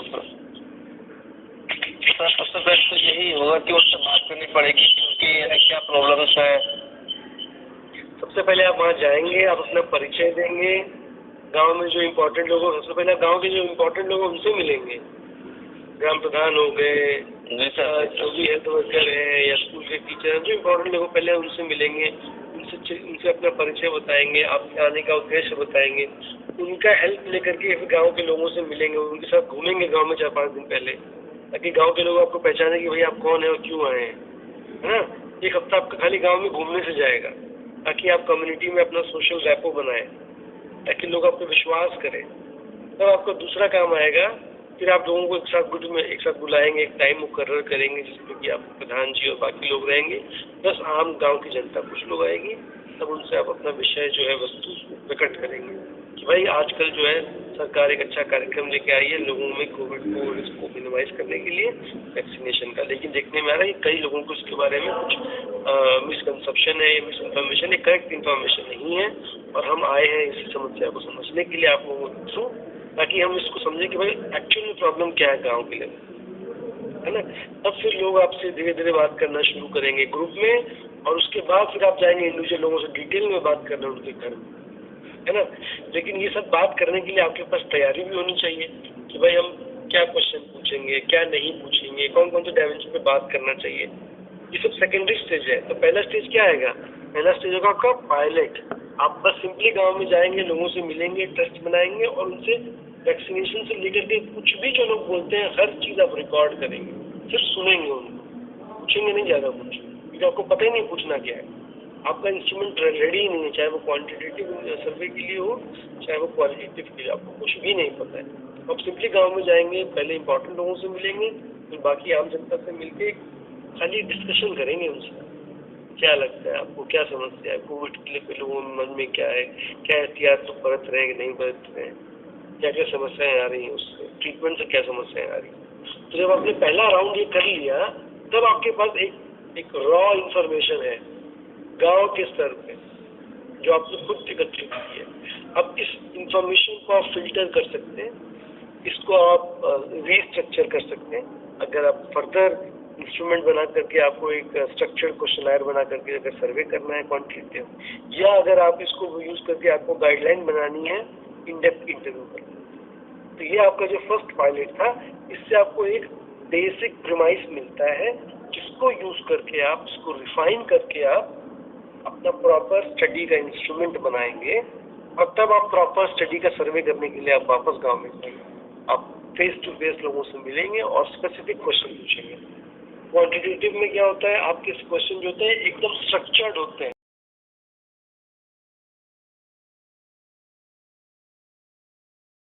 है, प्राइमरी है, सेकेंडरी है, हायर सेकेंडरी है, आपने ऑप्शन आपके पास ऑलरेडी होते हैं, लोग बताते हैं, आप उस ऑप्शन में फिट कर लेते हैं, है ना। बहुत ही रेयर होगा कि आपके क्वेश्चन ओपन एंडेड है, मतलब एजुकेशन स्तर क्या है, आपने कुछ भी नहीं लिखा, जो बताया किसी ने बता दिया भाई 5 कलम पढ़े, 6 कलम पढ़े, 7 कलम पढ़े, मतलब इस तरीके से हम ओपन एंडेड नहीं रखते। उसकी क्वालिटेटिव में सब कुछ ओपन एंडेड होता है ना। आपने मोटा मोटा कुछ मेजर पॉइंट्स होते हैं, आपने वो पॉइंट बोला, फिर बोला आप बताएं आपको क्या लगता है, क्या एक्सपीरियंस है, क्या आपका व्यूज है, क्या आपके परसेप्शन है ना। तो बहुत फर्क होता है। लेकिन इस स्तर पर पहुंचने के लिए रिसर्चर को सबसे पहले एक पायलट करना पड़ता है। पायलट कभी भी अगर आपको कोई भी एक ऐसा स्टडी करना है जो बहुत न्यू हो या इमर्जिंग हो या एरिया आपके लिए न्यू हो, तो हमेशा ये रहता है कि आपको जाकर के, जिसको हम बोलते हैं प्रूफ ऑफ कॉन्सेप्ट, आपको जाना है, आपको एकदम अपना पर्पस क्लियर बताना है, आपको अपना पहचान पत्र देना है प्रॉपर आपको, ताकि लोगों को ये तो मालूम पड़े कि बंदा जेन्युइन है ना। और उसके बाद फिर आप क्या करते लोगों से अनस्ट्रक्चर्ड वे में बात करते हैं और हर चीज रिकॉर्ड करते हैं। फिर वापस जब अपने डिपार्टमेंट आते हैं, कॉलेज में आते हैं, आप उस पर बैठते हैं, प्रिंसिपल वाले से चर्चा करते हैं और जो भी आयाम चीज़ें मिस हुई हैं या कुछ नई चीज़ आई है, उन सबको यूज़ करते हुए आप अपना सर्वे इंस्ट्रूमेंट बनाते हैं, चाहे अगर आपको क्वांटिटेटिव वर्क करना हो या क्वालिटेटिव करना हो, और फिर आप प्रॉपर उसको एक बार प्री टेस्ट करते हैं और उसके बाद तब मेन सर्वे करते हैं, है ना। ये तरीका होता है। जिससे कि अब ये हम क्यों करते हैं, ये हम इसलिए करते हैं सो दैट कि जो भी हमारा फाइनल डेटा कलेक्शन का इंस्ट्रूमेंट, जिसको बोलते हैं सर्वे इंस्ट्रूमेंट, वो जब हम बनाएं और फाइनल डेटा कलेक्शन करें तो कहीं ऐसा ना हो कि हमारे क्वेश्चन जो है वो लोगों को समझ में ही ना आए, है ना। या कहीं ऐसा ना हो कि हमने क्वेश्चंस में कुछ ऐसे ऑप्शन डाले हैं जो उस कॉन्टेक्स्ट के लिए रिलेवेंट ही नहीं है। समझ रहे आप? बहुत सारे ऐसे क्वेश्चंस होते हैं जो मल्टी डायमेंशन के होते हैं। फॉर एग्जाम्पल जैसे मैंने आपको बताया एम्पावरमेंट, मान लीजिए आपको वुमेन एम्पावरमेंट मेजर करना है, दुनिया में बहुत जगह पे बहुत प्रकार की स्टडी होती है और वहाँ पे बहुत प्रकार के क्वेश्चन पूछे जाते हैं, लेकिन हर एक क्वेश्चन हर कॉन्टेक्स्ट के लिए बना होता है। आप उसको कहीं पे भी कॉपी पेस्ट या रिप्लेस नहीं कर सकते ना। इसलिए आप जब भी अगर इंडियन कॉन्टेक्स्ट में काम करना चाह रहे हैं तो उसके लिए आपको पहले एक पायलट स्टडी करनी है, उसके बाद आपको प्री टेस्टिंग करनी है, तब जाके आपको मेन सर्वे।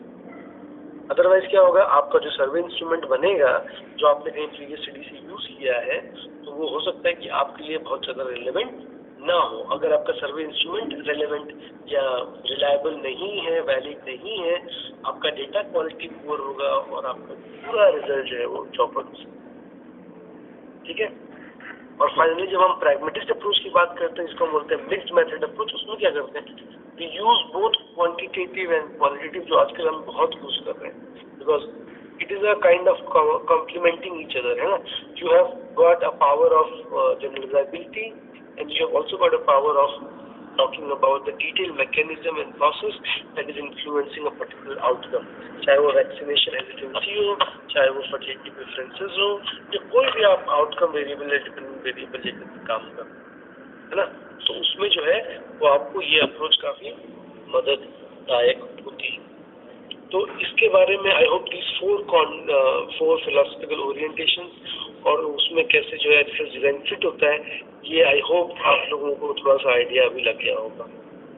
और कोई देख पूछ लो, बहुत जानकारी मिलेगी ना। ये different types of research design होते हैं जो इस फिलोसफिकल ओरिएंटेशन के साथ आते हैं।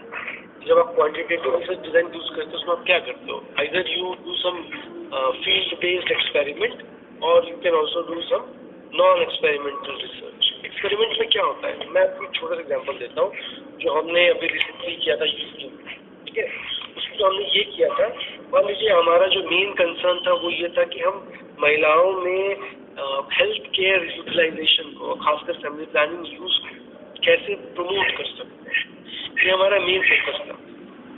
अब इस चीज़ को हमको इम्प्लीमेंट करना था, हमारे पास फंडिंग अच्छी खासी थी, भाई रिसोर्स नहीं है, तो आप एक्सपेरिमेंटल रिसर्च डिजाइन में आपको बहुत ज़्यादा रिसोर्स चाहिए, सबके बस की बात नहीं है, फंडिंग अच्छी खासी होनी चाहिए और टाइम आपके पास अच्छी होनी चाहिए, ठीक है। तो if you have good funding, you have good research team, you can do experimental design. So we had a good funding. हमने क्या किया, हमने जो एक्सपेरिमेंट किया वो ये था, how to promote family planning use spacing method है ना, इंडिया में स्पेसिंग मेथड बहुत कम है, तो उसका उपयोगिता को कैसे बढ़ाए महिलाओं में। उसके लिए हमने क्या किया, हमने जौनपुर में चंदौवत में एक प्राइवेट हेल्थ क्लिनिक के साथ टाइप किया और हमने उनको कहा कि भाई हमने इस इलाके में लगभग 700 महिलाओं का चयन किया जो हमारे क्राइटेरिया को फुलफिल करती हैं। उनमें से लगभग 350 महिलाओं को हमने एक कूपन दिया है और वो कूपन जब आपके क्लिनिक में लेके आएंगी 1 साल के लिए कूपन वैलिड होगा। इसकी मॉनेटरी वैल्यू भी हमने फिक्स किया है महिलाओं के लिए, और जब भी वो कूपन आपके यहाँ लेके आएंगी आप उनको फ्री सर्विस देंगे, ठीक है। और कूपन का जो वैल्यू होगा वो हम पे करेंगे, महिला पे नहीं करेंगे। एक्सपेरिमेंट क्या था कि हमने महिलाओं को इकोनॉमिक इंसेंटिव दिया कि वो अगर उनको ज़रूरत है तो वो जाकर के अच्छी क्वालिटी की सर्विसेज फ्री ऑफ कॉस्ट जाकर के क्लिनिक को ले सकें। कहाँ पे? Private clinic. और 700 में से हमने 250 लोगों को ये ऑप्शन दिया, बाकी 350 को हमने ऑप्शन नहीं दिया। उनको खाली हमने क्या किया, इन्फॉर्मेशन दिया, मोटिवेट किया, लेकिन उनको हमने इकोनॉमिक इंसेंटिव नहीं दिया। और हमने ये एक्सपेरिमेंट 10 महीने तक रन किया।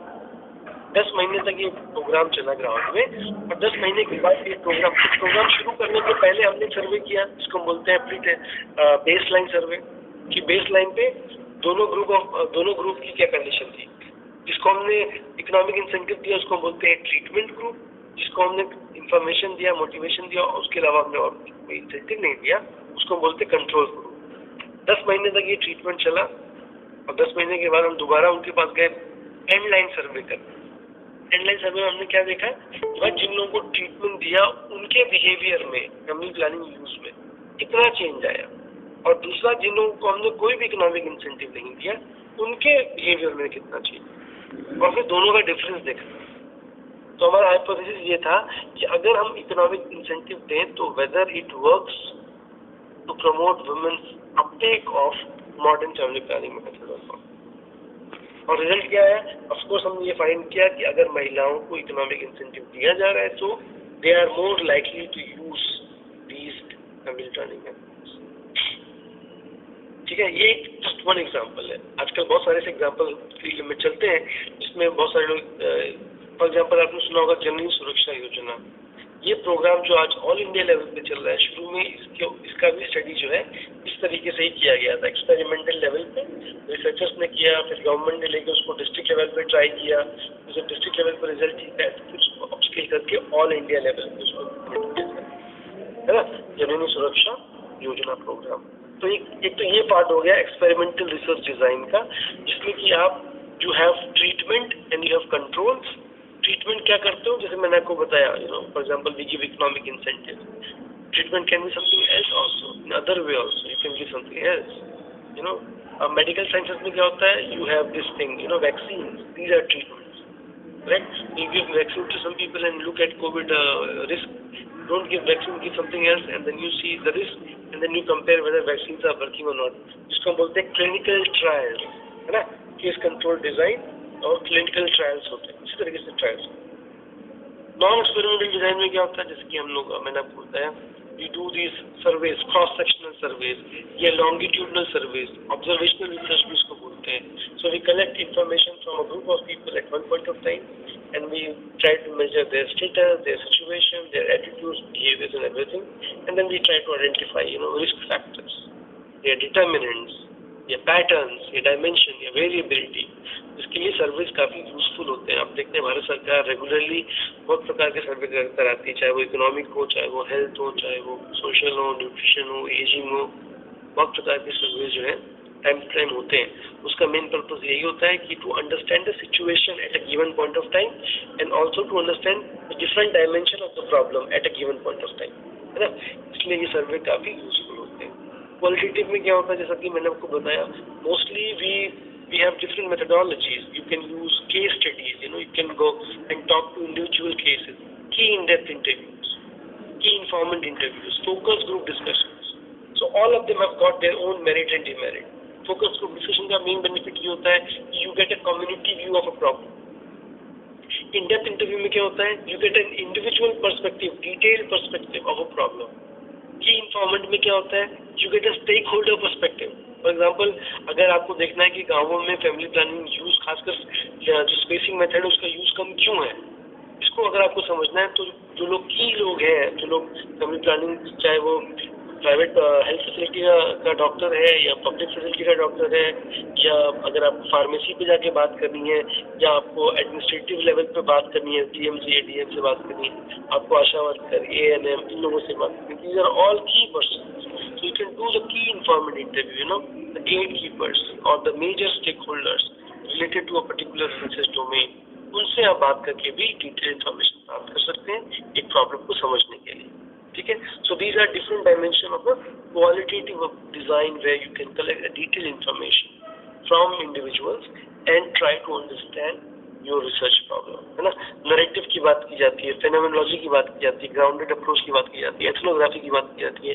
These are all similar things, they are not different, these are just different name because of the differences in disciplinary boundaries, है ना, but otherwise they are all qualitative in nature and they try to out a detailed understanding from a microscopic view, right? And finally you talk about the mixed method approach. As I said, it is a combination of quantitative and qualitative approach, जिसमें कि you can start either with the qualitative work first and then you can go and do quantitative work, or you can do a quantitative survey and then you can do a qualitative study, right? So दोनों एक साथ तो नहीं कर सकते ना, पहले करेंगे उसके बाद दूसरा करेंगे, राइट। तो इस तरीके से लोग आजकल ये बहुत ज़्यादा मिक्स मेथड अप्रोच यूज हो रही है, जो कि काफ़ी प्रैक्टिकल भी है, क्योंकि जब भी आप क्वांटिटेटिव रिसर्च करते हो ना, you run statistics, you get certain results, चाहे वो कोरिलेशन कोफिशिएंट के फॉर्म में आए, चाहे वो रिग्रेशन कोफिशिएंट के फॉर्म में आए, और उसके बाद ये होता है कि भाई you simply interpret that as a numerical value, but उसका सब्सटेंटिव मीनिंग क्या है वो मिसिंग होता है। उसके लिए अगर आपने क्वालिटेटिव डेटा कलेक्शन किया है, that you have a better chance of presenting a good understanding of the research problem for the benefit of readers. And these are different methods which are part of different research design, है ना। तो qualitative में आप जानते हैं, you have your survey instrument, questionnaire बनाते हैं जो कि स्ट्रक्चर्ड क्वेश्चनर होता है। You can collect a lot of data about performance, attitude, observation. You can do census, you can do surveys, and you can do a lot of statistical analysis and their interpretations, right? चाहे आप descriptive statistics करना चाहें, frequency distribution, cross correlation करना चाहें, आप चाहें तो statistical test भी use कर सकते हैं। A lot of people use chi-square test and analysis of variance.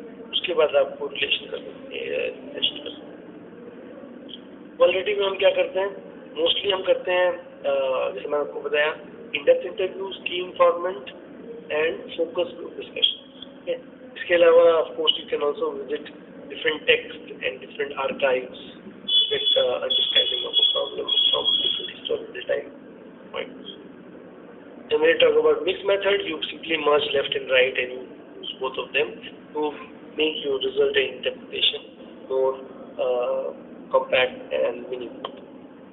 And finally ये पॉइंट आजकल बहुत इंपॉर्टेंट है रिसर्च में, इसको हम बोलते हैं एथिकल इशू रिसर्च, और इंडिया में ज़्यादातर लोग इसके बारे में बहुत ज़्यादा अब सीरियस होने लगे हैं, पहले कम होते थे, और ये बहुत ज़रूरी है। आप लोग PhD कर रहे हैं और आजकल बहुत क्लियर कट गाइडलाइंस भी आ रही हैं UGC की, भाई आपको प्लेजरिज्म प्लस एथिक्स इशूज़ को बहुत क्लियरली हैंडल करना है।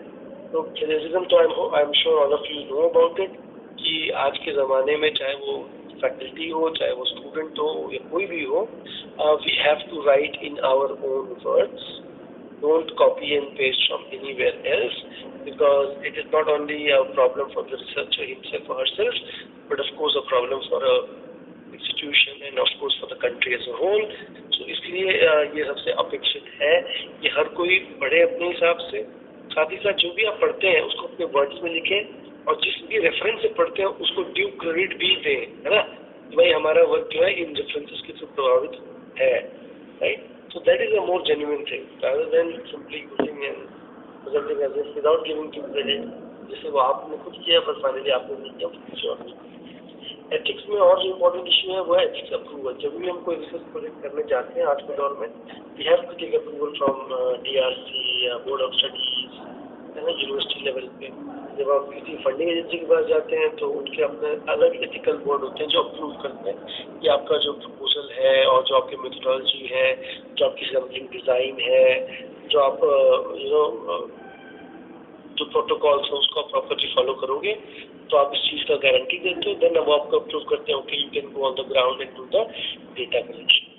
दूसरा है जी इन्फॉर्म कंसेंट। ये बहुत ज़रूरी होता है जब भी आप डेटा कलेक्शन करने जाते हो ग्राउंड में। इसका मतलब ये होता है कि जब आप किसी भी घर पे जाओ या किसी भी इंडिविजुअल से फील्ड में बात करें, आप उनको अपना परिचय दें और डिटेल में 10-15 मिनट में बताएं उनको आप यहाँ क्यों आए, आपकी स्टडी क्या है, स्टडी में पार्टिसिपेट करने से क्या मिलने वाला है। तो नॉर्मली लोग यही पूछते हैं भाई आपकी स्टडी में हम क्यों पार्ट करें, हमें क्या बेनिफिट होने वाला है, राइट। तो आपको ऑनेस्टली बताना है कि भाई बेनिफिट डायरेक्टली आपको कुछ नहीं मिलेगा, it is part of research जिसमें कि हम जानना चाहते हैं कि भाई लोगों का क्या व्यू है, बिहेवियर है। It is only for academic and research purpose, there is no direct benefit for you immediately, but of course this will help government and agencies to learn about the problem. और हो सकता है कि भविष्य में वो उसके बारे में कुछ काम करना चाहें तो हमारी स्टडी के लिए यूजफुल हो सकती है, दैट्स इट। साथ ही साथ आपको उनको ये भी बताना होता है कि भाई अगर आप स्टडी में भाग लेते हैं तो आपको कोई रिस्क नहीं होगा या कोई ऐसा आपको थ्रेट नहीं होगा, कोई आपको पैसा भी नहीं दिया जाएगा। तो हर चीज़ बताने के बाद तब आप उनसे कंसेंट लेते हैं, जिसको बोलते हैं इन्फॉर्म्ड कंसेंट, जिसमें कि आप उनको हर चीज़ बताते हो स्टडी के बारे में। देन आप ये भी कहते हो कि भाई जो भी डेटा आप उनको प्रोवाइड करने जा रहे हो तो पूरी तरीके से सुरक्षित रहने वाला है, किसी के साथ भी आप उसको शेयर नहीं करेंगे, it will only B use for research purpose and nothing else. And finally privacy बहुत ज़रूरी है। जब भी आप डेटा कलेक्शन करने जाओ बहुत सारे क्वेश्चन हो सकते हैं, बहुत पर्सनल भी हो सकते हैं, प्राइवेट भी हो सकते हैं, राइट। उस केस में अगर आप प्राइवेसी का मतलब जब आप बात कर रहे हो 1 to 1 आसपास कोई और नहीं होना चाहिए, तो इस चीज़ का भी हमको ख्याल रखना चाहिए। तो ये कुछ बेसिक इश्यूज हैं। साथ ही साथ ऑफ कोर्स आप जानते हैं जब आप किसी भी जगह जाएँ तो वहाँ के लोगों के आचार विचार तो और वहाँ के जो लोकल कल्चर और कस्टम ट्रेडिशंस हैं उसका भी ध्यान रखें, उसका भी रिस्पेक्ट करें। तो आई थिंक इसके साथ मैं अपनी बात को यहीं पे आज ख़त्म करना चाहूँगा। और अभी 10 मिनट हैं तो अगर आपको जो भी सवाल अगर कुछ पूछने हैं तो please feel free to ask questions. Thank you sir, thank you so much. जिससे कुछ पूछना है पूछ लो, ज्योग्राफी के फील्ड में जो भी कुछ क्वेश्चन है।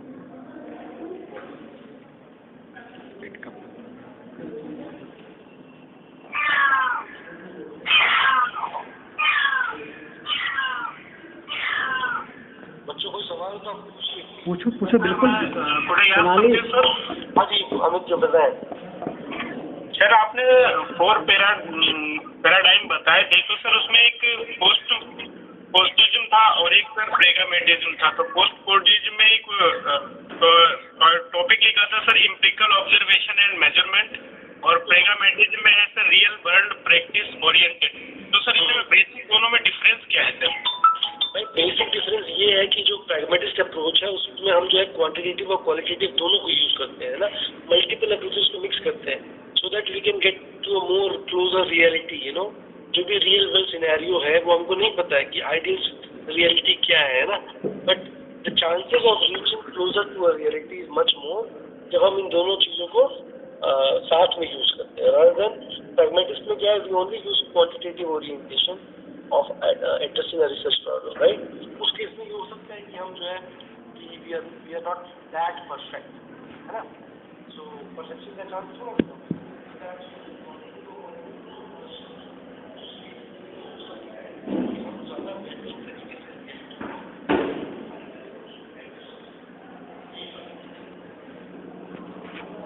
और कोई? जैसे आपने बताया था कि हाइपोथेसिस हम लोग बनाते हैं, तो अगर प्रीवियस फाइंडिंग को या तो वो कंफर्म करेगी या तो नहीं करेगी। अगर वो कंफर्म करती है तो हम लोग अपनी रिसर्च में क्या नया करते हैं? हम लोग सिर्फ डेटा ही तो ऐड ऑन करेंगे। I think it's a very good question. देखिए डेटा ऐड ऑन करने का मतलब ये हुआ कि जो प्रीवियस स्टडी हुई वो किसी सर्कमस्टांसेस में हुई, राइट, किसी क्षेत्र विशेष में हुई, किसी एक स्पेसिफिक पॉपुलेशन ग्रुप में हुई। आप जो स्टडी कर रहे हैं आप एक अलग कॉन्टेक्स्ट में कर रहे हैं, आप एक अलग पॉपुलेशन के साथ कर रहे हैं, आप एक अलग टाइम में कर रहे हैं। तो अगर across context, across time period relationship अगर सही है या ट्रू है या सेम है तो it is a very meaningful finding. We are not just adding data, it is a meaningful finding, है ना। अगर हम बात करते हैं फीमेल एजुकेशन और फर्टिलिटी की, अगर हम बात करते हैं और नेगेटिव रिलेशनशिप आता है तो it is very interesting finding. अगर आप यूपी में बात करें, वी हैव 75 to 80 districts. You have so many tehsils and so many villages. हर एक गांव में रिलेशनशिप सेम नहीं होगा, फर्क होगा. तो कहीं पे पॉजिटिव होगा, कहीं पे नेगेटिव होगा, कहीं पे न्यूट्रल भी हो सकता है ना. तो जब भी हम कोई भी रिसर्च करते हैं तो we have to first characterize the sample, characterize the context, test our hypothesis. So irrespective of context, if things are going in the same direction, it means that that this factor is really very robust, very important factor, should not be neglected, should not be neglected. So therefore, everybody is talking about investing in education, investing in female education. Why? Because across the board, irrespective of any context and geography and across time periods, आपको ये पता चल रहा है कि education is the key factor when it comes to promoting good health and well-being. So it is meaningful. It is always meaningful. It's not like, or even if you think it is simply duplication, even then it is a good thing. You know why? Because as a researcher, we want to inculcate a habit the research. आपको उसका research skill जो है develop करना है student का, right? हम जब शुरू करते हैं research, when I wrote my first paper, what I did was, जो उस थीम के ऊपर जो पेपर लिखा गया था किसी और कॉन्टेक्स्ट में, I wanted to replicate that finding. I wanted to replicate it because replication itself is a very good thing to start off, because you are able to match a status or a level जिसके ऊपर expert काम कर रहे हैं. अगर आप उस level को रेप्लिकेट कर पा रहे हैं, इसका मतलब आपने अपने स्तर पे या एज एन एकेडमिशियन रिसर्चर आपने कुछ इम्प्रूव किया है, और उसके बाद ही आप कुछ नया कर पाएंगे. पहला काम तो हम ये करते हैं ना, जो बेसिक्स है उसको हम इस्टेब्लिश करें, then you will be do something new. तो इसलिए ये जरूरी है कि even replication is not a problem. Sir, one more question. Pilot करने के लिए उसी स्टडी एरिया में करना जरूरी है या फिर हम अपने जहाँ रेसिडेंट रहते हैं उस स्टडी में करें? वेल अगेन ये बहुत इंपॉर्टेंट क्वेश्चन है कि नॉर्मली जो है लोग इस चीज़ को फर्क को नहीं समझते. ये हमेशा एडवाइजेबल रहता है कि आप हमेशा पायलट स्टडी किसी और इलाके में करें जो आपका मेन सर्वे से अलग हो, है ना. क्योंकि अगर आप सेम इलाके में बार बार स्टडी करेंगे तो आपका जो रिस्पॉन्स है वो बायस होता है, राइट. इसलिए जब हम लोग मास्टर्स में थे BHU में, तो हम लोग जाते थे फील्ड वर्क करने, तो पायलट हम कहीं और करते थे, मेन सर्वे कहीं और करते थे, राइट. Thank you sir. ठीक है. और कुछ किसी को और कुछ? ठीक है. अभी कल भी आएंगे पाठक सर, कल भी आएंगे, तो जो कुछ होगा तो आप उनसे कल पूछ लीजिएगा. तो अभी क्लोज करें. Hello. Thank you so much. हाँ चलिए, आपको बहुत बहुत. हाँ कौन कुछ पूछना है? कल भी आए, कल से पूछे ना. ठीक है. तो थैंक यू पाठक सर, आप ज्योग्राफी से संबंधित जितने रिसर्च के क्वेश्चन से बताने के लिए, और सबकी जिज्ञासा भी थी जो है. तो कल फिर आपसे मुलाकात होती है फिर जो है 1 बजे के आसपास, तो बची क्वेरी के साथ. ठीक है. Thank you Praveen ji. Okay sir. नमस्कार. नमस्कार.